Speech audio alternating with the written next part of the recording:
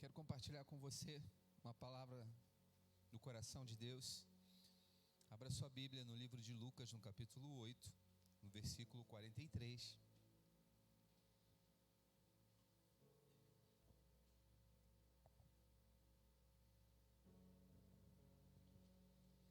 Evangelho de Lucas, no capítulo 8, no versículo 43. Diz assim a palavra do Senhor: nas proximidades estava certa mulher que havia 12 anos vinha sofrendo de hemorragia. Já tinha gasto tudo o que podia com os médicos, mas ninguém fora capaz de curá-la. Ela conseguiu se aproximar de Jesus por trás e tocou na borda de seu manto, quando no mesmo instante se lhe cessou completamente a hemorragia. Ao que Jesus indagou: quem tocou em mim? Como todos negassem, Pedro pondera: mestre, a multidão se aglomera, a multidão te espreme, e ainda assim deseja saber quem te tocou. Contudo, Jesus insistiu: Pedro, certamente alguém me tocou, pois senti que de mim emanou poder. Então a mulher, compreendendo que não haveria de passar despercebida, aproximou-se tremendo e prostrou-se aos pés de Jesus e diante de todo o povo. Declarou o motivo pelo qual o tocara daquela maneira e como naquele mesmo momento fora totalmente curada. Ao que Jesus lhe afirmou: filha, a tua fé te curou, vai-te em perfeita paz. Obrigado, Senhor, pela tua palavra. Nós queremos nesta noite, Senhor, ouvir a tua voz. Blinda as nossas mentes agora contra todas as outras vozes. Que só a tua presença, Senhor, reine neste lugar, Senhor, e que a tua palavra alcance, Senhor, nos nossos corações um terreno fértil, Senhor, para que ela possa produzir a 100 por 1, Pai. É o que eu te peço em nome de Jesus. Amém. Eu quero fazer uma pergunta para você essa noite. O que está te impedindo de tocar em Jesus? Vou repetir. O que está te impedindo de tocar em Jesus? É uma pergunta. Sabe, porque às vezes eu me faço essa pergunta. Anderson, o que está te impedindo de tocar em Jesus? O que está te impedindo de fluir? O que está acontecendo na sua vida, que a sua vida fica travada, fica paralisada? Já se sentiu assim? Ou é só lá em casa? É só lá em casa, né? Tem horas que a gente para assim e fala: meu Deus, as coisas não estão acontecendo. Meu Deus, eu tenho 51 anos de cristão, desde que eu me conheço por gente. Eu sou cristão, e por que eu não estou fluindo? E por que eu não vejo mais a glória de Deus? E por que as coisas não estão acontecendo? E eu me faço essa pergunta: o que está me impedindo? O que está me impedindo de tocar em Jesus? Eu queria que você perguntasse para você agora. Fala teu nome aí, fala assim: Anderson, o que está te impedindo? Fala o seu nome, troca o Anderson pelo seu nome e fala: o que está te impedindo de tocar em Jesus?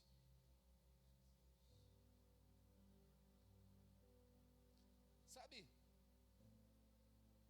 a gente tem alguns inimigos esses internos, inimigos esses que agem na nossa mente, agem nos nossos sentimentos. Quando eu era criança, e quando provavelmente você era criança, você deve ter uma boa história para contar. Eu, por exemplo, quase coloquei fogo na casa.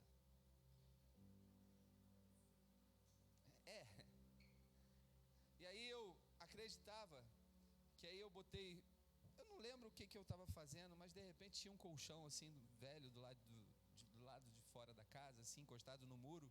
e tinha um corredorzinho dessa largura assim, com um colchão, e eu coloquei fogo e por algum motivo o fogo pegou no colchão. E eu ia lá dentro, pegava um copinho d'água e voltava para apagar o fogo, e voltava com um copinho d'água, e eu acreditava que aquele copinho d'água ia apagar o fogo. Quando de repente o vizinho do lado sentiu o cheiro do fogo, ele falou: vizinho, o colchão está pegando fogo, vai pegar fogo na casa. E aí juntou todo mundo para poder apagar o fogo.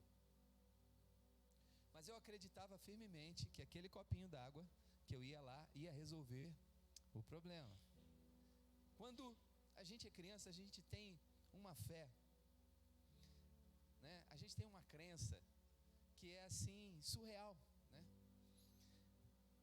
Eu também acreditava que eu podia voar. Então eu pulei de um muro, mais ou menos da altura dessa igreja assim. Eu pulei porque eu era como super-homem, né? Só que eu não pulei só de pular assim, né? Eu pulei com a boca aberta e mordi a língua. Irmãos, eu tomei ponto da língua. Você acredita nisso? Tem alguém que já tomou ponto na língua aqui? Eu já tomei ponto na língua. Porque eu acreditava que nada ia acontecer. Eu ia pular lá de cima e ia ficar de boa. Provavelmente você tem uma boa história do que você tenha vivido, daquilo que você acreditava. Mas sabe, nós vamos crescendo, e à medida que a gente vai crescendo, sabe o que cresce também dentro de nós? Uma coisa chamada medo. Eu, quando era solteiro, eu gostava de aventuras, né? A gente saía, a gente ia para aventuras. Então assim, não tinha toboágua que me parasse. Eu lembro que antigamente tinha em Vargem Grande lá, tinha o Rio Water Planet, e tinha um toboágua gigante, e quase ninguém descia naquele toboágua, e tinha uma fila danada no outro. Eu falei: Léo, tava eu e Léo, uma fila enorme aqui, a gente vai ficar um tempão aqui. Ali ó, tem um ali que não tem fila nenhuma, vambora lá? Aí o Léo: vambora. E aí eu cheguei, né? Só tinha uma pessoa na frente. Falei: tá vendo? Agora a gente já vai descer. Mas quando eu sentei, que eu olhei lá para baixo, eu entendi por que não tinha ninguém na fila. E aí eu olhei e falei: cara, agora não dá para mais voltar atrás não, hein, Léo? Vamos passar essa vergonha não, né? Gente, que maravilha. Desci aquele negócio assim, a alma ficou lá em cima. O corpo desceu e a alma ficou no meio do caminho. Eu falei: volta, né? Que beleza. Cheguei lá embaixo, depois que a alma voltou pro corpo, né? Aí eu falei: cara, eu vou de novo. É bom demais esse negócio. Mas depois que eu tive filho, eu não sei, alguma coisa mudou dentro de mim. Eu passei a ter assim um certo medo. E aí, quando chega assim naqueles toboágua assim gigante, eu falei assim: filho, vamos naquele ali, ó, é mais tranquilo aquele ali, né? Eu lembro que uma vez a gente foi na montanha russa, e aí o Lucas devia ter o quê? Uns 10 anos, 12 anos? Uns 11 anos por aí. E aí o Lucas queria ir na montanha russa. Eu falei: tá bom, vou com você. A Cris não gosta, vou com você, filho. Aí ele falou: pai, mas olha só, eu não quero ir na parte de trás não, vamos ficar aqui pra gente esperando, porque eu quero ir no primeiro carro. Falei: filho, nós vamos no primeiro carro. Jesus, o que é você ir no primeiro carro? Você fica vendo tudo que vai acontecer. Se você ficar na parte de trás, você vai sentir a sensação, mas tá de boa. Agora você fica vendo assim, tem hora que e eles fazem um negócio assim, né? O carro vai devagarzinho, de repente ele para, e aí você olha assim, é um ângulo de quase assim, né, 45 graus assim. Você fala: meu Deus, o que é isso aí, né? E aí ele começa, e aí você só grita, mais nada. Agora chega, né, filho? Pai, eu quero ir em todos no primeiro carro. Mas bate um receio, bate um medo. Eu não sei se isso acontece com você, mas a gente começa a desenvolver algumas fobias, alguns medos, alguns receios. E sabe, você não foi criado para ter medo. E eu gosto de ir nos princípios. Lá em Gênesis, no capítulo 3, no versículo 8. Gênesis capítulo 3, versículo 8. A gente vê quando o medo entrou.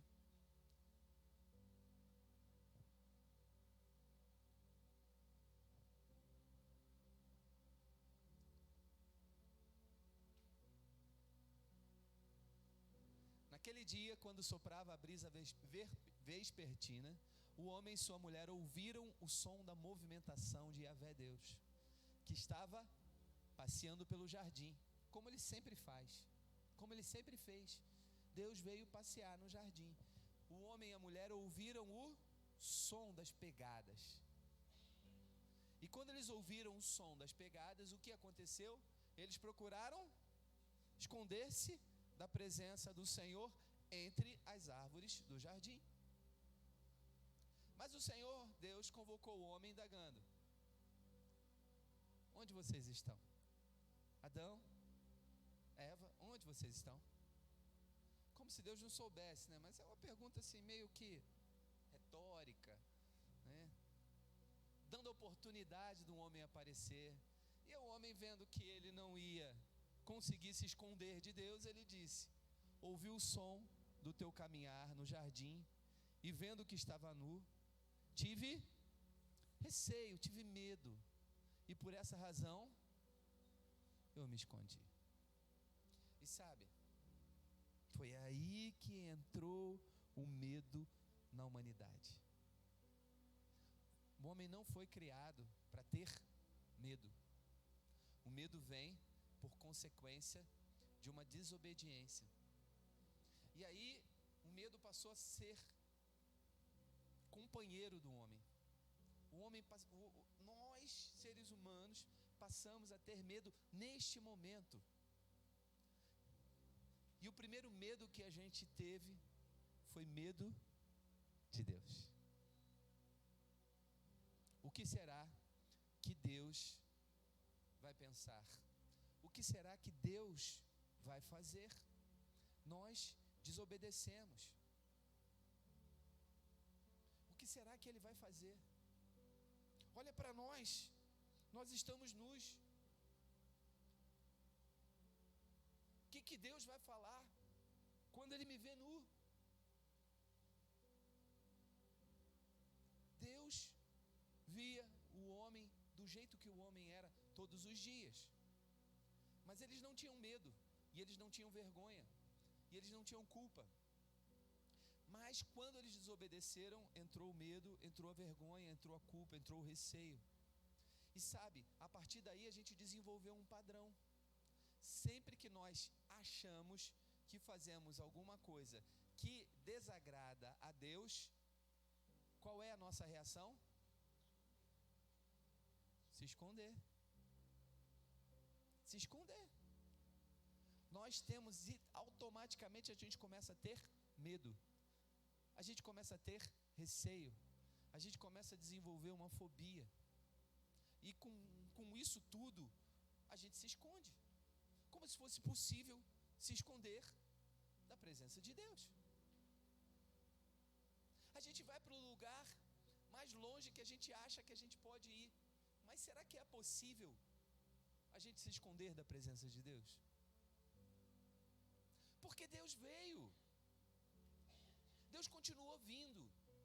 Não foi a desobediência que impediu a aproximação de Deus. Deus continuou se aproximando do homem. Foi o homem que começou a se afastar de Deus por conta do medo. O medo te impede de você tocar em Jesus. O medo te impede de você se aproximar de Jesus.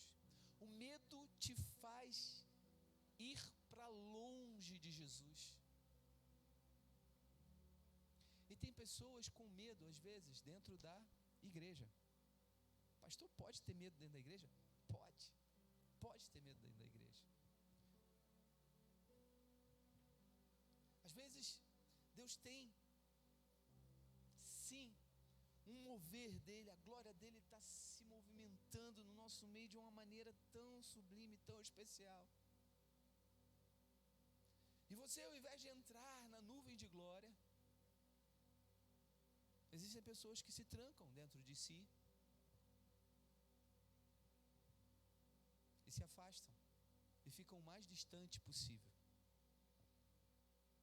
Sabe, nas conferências que eu vou, eu chego geralmente 1 hora antes, às vezes 2 horas antes. Na última que a gente foi em janeiro, a gente chegou 2 horas antes de começar. Sabe por quê?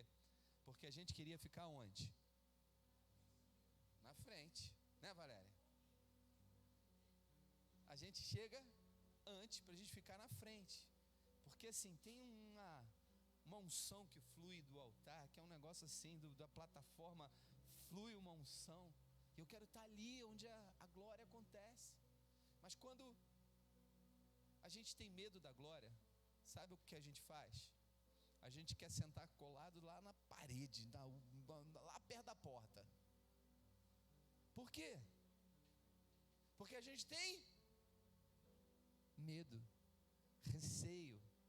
O que será que vai acontecer comigo? O que será que Deus vai mover? Junto com o medo, vem outros sentimentos. O sentimento, por exemplo, de impureza, de ser indigno. O homem se escondeu de Deus porque ele falou assim: eu estou nu, eu estou impuro. Deus é santo e eu não estou mais santo. Então eu não posso estar na presença de Deus. Já pensou assim? Deus é santo, mas eu sou pecador. Como pode? Não, se eu chegar perto de Deus, eu vou morrer. Se eu chegar perto de Deus, eu vou ser punido. Se eu chegar perto de Deus, Ele vai me humilhar, Ele vai me castigar. São pensamentos que começam a vir dentro de nós e começam a massacrar a gente, começam a massacrar as nossas emoções. Por que eu fui fazer isso? Por que eu fiz isso? Por que eu falei assim? Por que eu agi assim? Deus não vai me receber, Deus não vai me aceitar, Deus não vai querer que eu esteja com Ele. Mas será que é essa a verdade? Será que é isso mesmo? Lucas capítulo 15, no versículo 20, fala de uma história. Jesus estava contando uma parábola, mas é uma parábola que quer representar algo, uma verdade de Deus para nós. Lucas 15, versículo 20 diz assim: logo em seguida levantou-se e saiu na direção do pai. Essa é a parábola do filho pródigo. Ele pediu a parte dele da herança enquanto o pai estava vivo. O pai deu, ele foi embora, foi para longe do pai, quis viver do jeito que dava na cabeça dele, gastou o dinheiro dele todo em bebidas, na farra, mulheres, tudo que ele podia fazer. Depois que acabou o dinheiro, ele falou: e agora? O que eu vou fazer? Eu nunca trabalhei, sempre vivi às custas do meu pai. E aí ele tentou trabalho, não conseguiu. Quando estava assim, já no fundo do poço, ele falou: cara, se eu voltar para a casa dos meus pais, eu não preciso nem ser filho dele, eu posso ser só um trabalhador, mas ele trata dignamente um trabalhador, meu pai é bom. Então eu vou voltar e vou pedir para que eu seja um trabalhador, porque eu não sou digno de ser filho. Então ele fala assim: vou para a casa do meu pai. Levantou-se e saiu na direção do pai. Vinha caminhando ele, ainda distante, quando seu pai o viu. Seu pai o viu o quê? Ele estava onde? Distante. O texto fala que não foi o filho que viu o pai, foi o pai que viu o filho distante.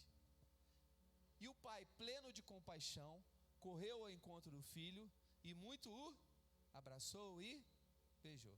Agora, aquele rapaz tinha acabado de sair de um chiqueiro. Ele tinha cuidado de porcos. Ele estava comendo comida dos porcos. Ele estava fedido, ele estava sujo, provavelmente com a roupa num estado horroroso. Ele não tinha dinheiro para comprar roupa nem comida. Então aquela roupa que ele estava lá no chiqueiro era a roupa que ele encontra o pai. Mas o pai olha ele de longe, todo sujo, fedido, rasgado. E o que o pai faz? Corre ao encontro dele, abraça ele e beija ele, sujo, fedido, rasgado, do jeito que ele estava. Jesus está contando uma história. E essa história é para a gente entender.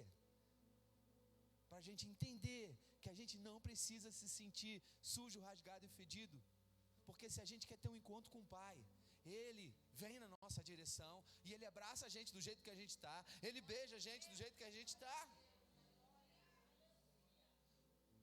A mentira de que você é indigno é plantada por Satanás na nossa mente, no nosso coração, para que você não encontre com o Pai, para que você não se aproxime do Pai, para que você fique longe do Pai. Mas não é essa a vontade do Pai. A vontade do Pai é que você queira ter um encontro com Ele, que você queira vir o encontro dEle, do jeito que você tiver. Que você não precisa ter medo de se encontrar com Ele, que você não precisa ter medo de abraçar, porque Ele vai olhar para você, e mesmo que você esteja distante, se você tiver uma disposição de ter um encontro com Ele, Ele vai ao seu encontro, e Ele vai te abraçar, e Ele vai te beijar. Essa é a verdade de Deus. Continua lá, por favor, Karen. O versículo 21, vem. Então o filho lhe declarou: pai, eu pequei contra o céu e contra ti, eu não sou digno. Ele se achava o quê? Indigno de ser chamado teu filho. Não, eu não quero ser filho. Entretanto o pai desconsiderou tudo que ele falou e falou assim: ei, traz aí uma roupa para ele, a melhor roupa que tiver aí. Vamos trocar a roupa desse menino. Veste ele como ele merece ser. Ele merece ser vestido como um príncipe. Então veste ele. Põe um anel de autoridade nele. Põe uma sandália nos pés dele. Dá um banho nele. Deixa ele cheiroso. Troca as vestes dele. Calçou a carteira, Marcelo. Também trazei um novilho gordo. Preparai, comamos, façamos uma grande festa e regozijemo-nos. Por quê? Porquanto esse meu filho estava morto e voltou à vida, estava perdido e foi encontrado. E começaram a celebrar o seu regresso. Quem foi para longe foi o filho. Quem se afastou foi o filho. Quem se achou indigno foi o filho. O pai não deixou de amar. O pai amava o tempo inteiro. O pai ficava esperando o filho voltar. Porque o pai, ele ama. E ele deseja o regresso do filho. Essa é a verdade. Deus ama você.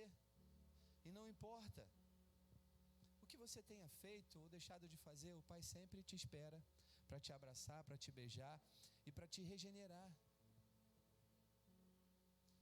Ele sempre quer te reconduzir de volta ao plano dele. Essa é a verdade de Deus para a sua vida. Mas sabe, o sentimento de indigno te afasta de tocar em Jesus, de ter um encontro com Deus. Esse sentimento não é o sentimento que Deus tem para você. Ele não te planejou e você não foi formado para ser indigno. Você foi formado para ter uma roupa de pureza e santidade, para ter um anel de autoridade, para estar calçado com seus pés, com a preparação do Evangelho da Paz. Deus sempre celebra quando você tem um encontro com Ele. E aí eu pergunto de novo: o que está te impedindo de tocar em Jesus, de ter um encontro com Jesus? Sabe, voltando a Lucas, ao Evangelho de Lucas, no capítulo 8, tinha uma mulher com 12 anos que ela sofria de uma doença. ela tinha uma hemorragia e ela gastou todo o seu dinheiro tentando que os médicos daquela época pudessem curá-la da sua hemorragia. 12 anos. E nada era capaz de curar uma hemorragia. E quem é mulher sabe que a perda de sangue te deixa debilitada. Uma hemorragia constante vai debilitando a tua saúde, o teu corpo, as tuas emoções. Essa mulher era debilitada de todas as formas que você pode imaginar, na sua dignidade, porque a lei dizia que sempre que a mulher entrava no ciclo menstrual, uma duração de 7 dias, a mulher não podia tocar em ninguém, porque tudo que ela tocasse era considerado impuro. 7 dias que dura o ciclo menstrual. Agora imagina 12 anos. 12 anos essa mulher era impedida de tocar em alguém, de abraçar alguém, de ser tocada por alguém. Consegue imaginar? A gente passou na pandemia, e eu não sei se você na pandemia chegou a pegar Covid, mas quando você pega Covid, aí você tem que ficar isolado. Você não podia chegar perto de ninguém. Passou por isso?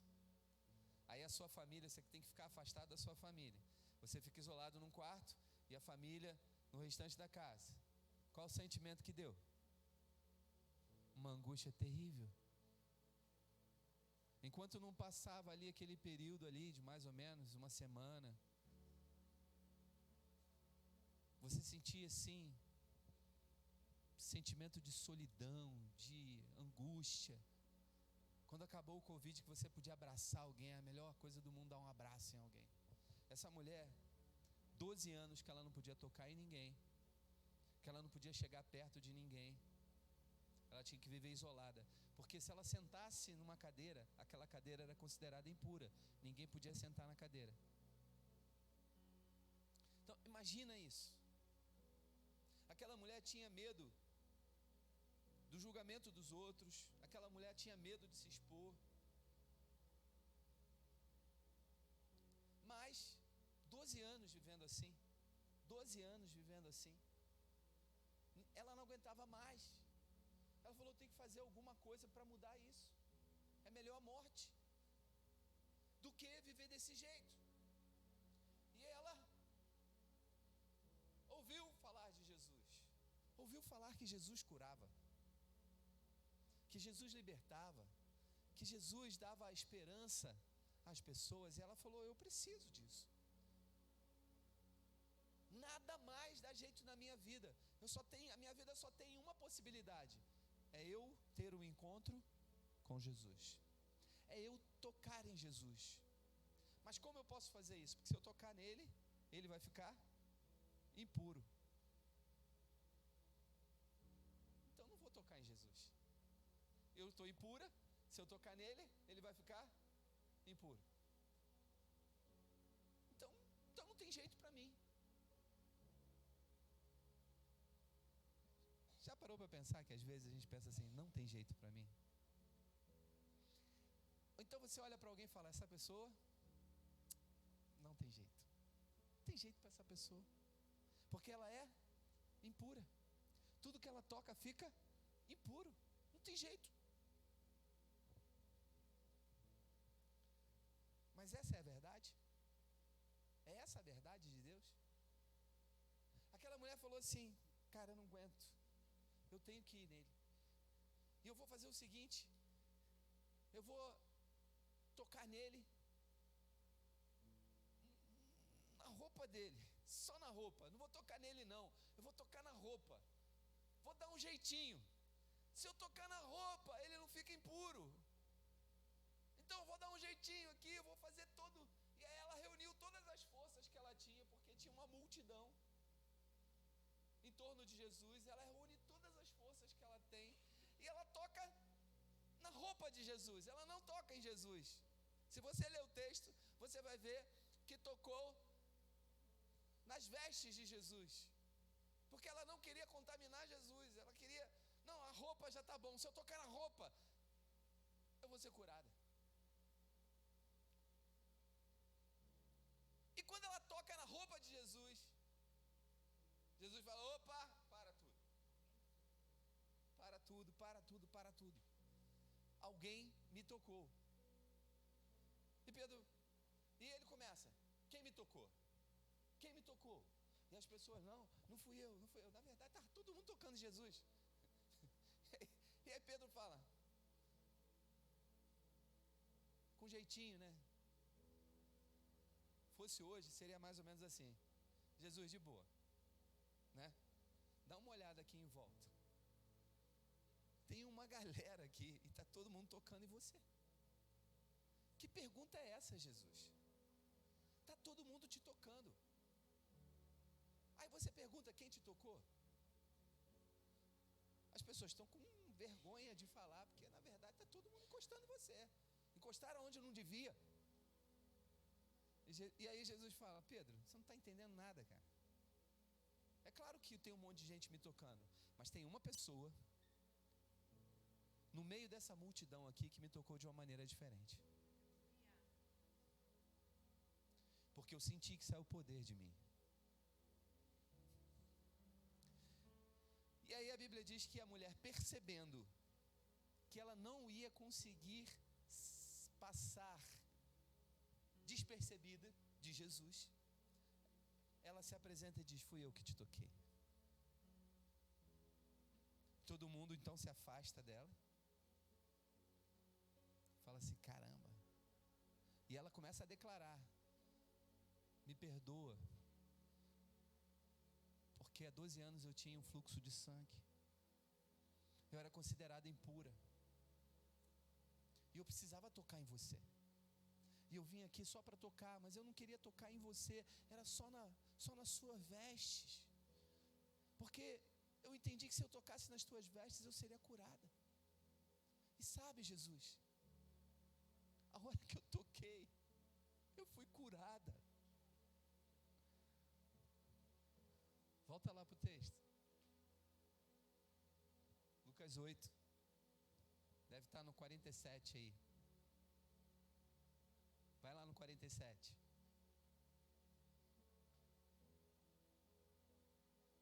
Ela declarou o motivo pelo qual tocara daquela maneira e como naquele momento fora totalmente curada. Ela estava tremendo e ela se prostrou diante de Jesus. Por quê? Porque como ela foi curada, ela sentiu o poder de Deus agindo no corpo dela. Então ela estava ali que ela não conseguia se controlar. E o 48? O que Jesus disse? Por que você me tocou? Agora eu estou impuro. Jesus chama ela, filha. Filha. Filha. Jesus agora diz o que ela é. Primeiro Jesus curou o corpo, a hemorragia. Agora Jesus cura a alma dela, dizendo, você é filha. Você é filha.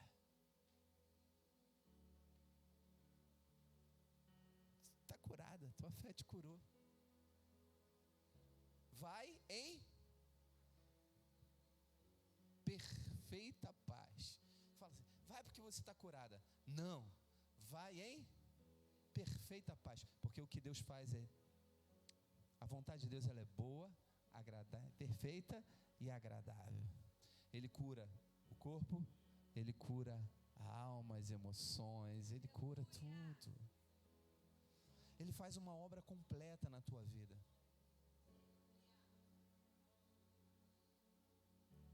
Sabe?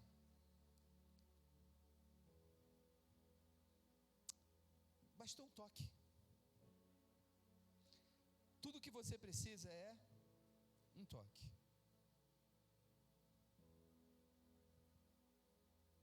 Ela ela precisava tocar em Jesus, porque em Jesus você tem tudo o que você precisa.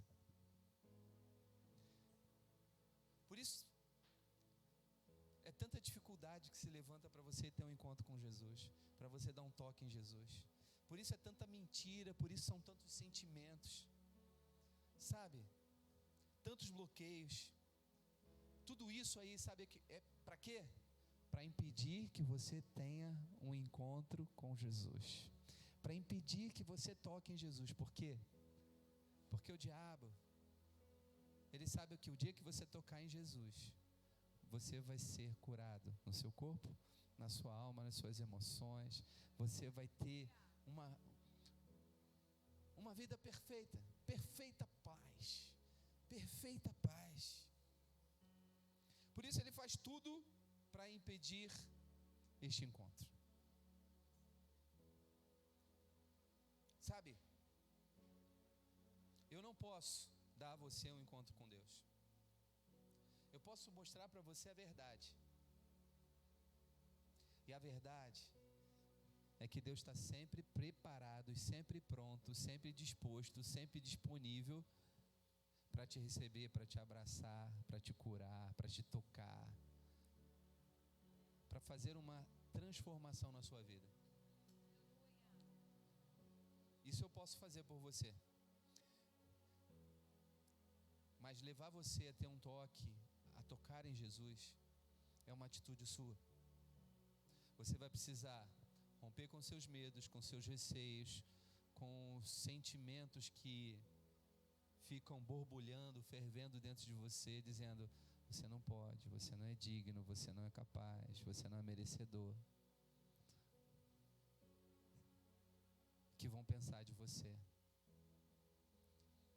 Tudo isso aí acontece na nossa mente, acontece dentro de nós. Mas só uma pessoa é capaz de romper com isso e dar um toque em Jesus. Sabe quem? Você. Só você.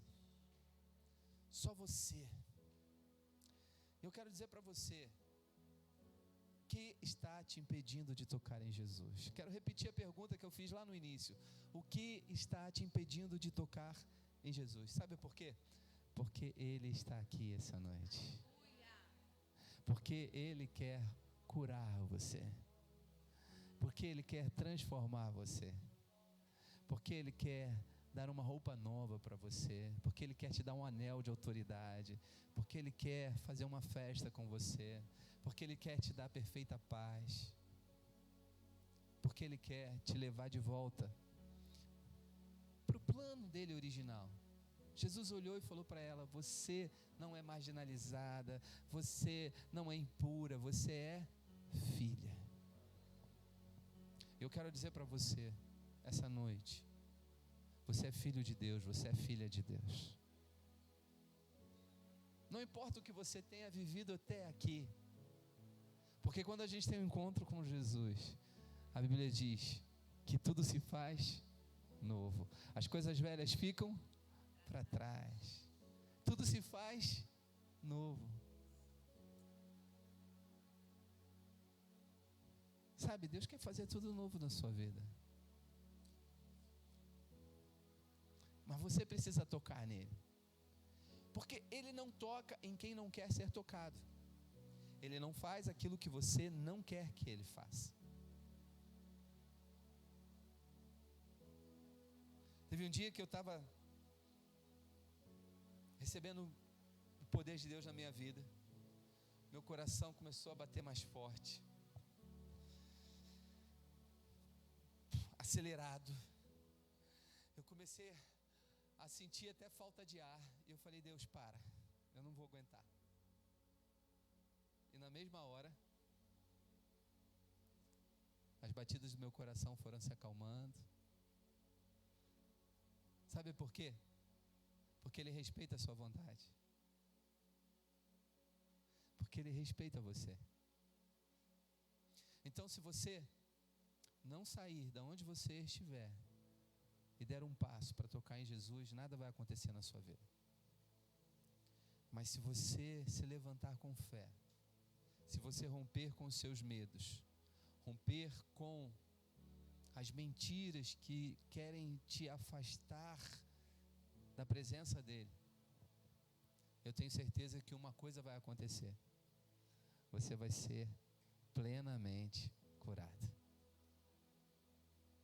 plenamente restaurado. Amém? Vamos ficar de pé?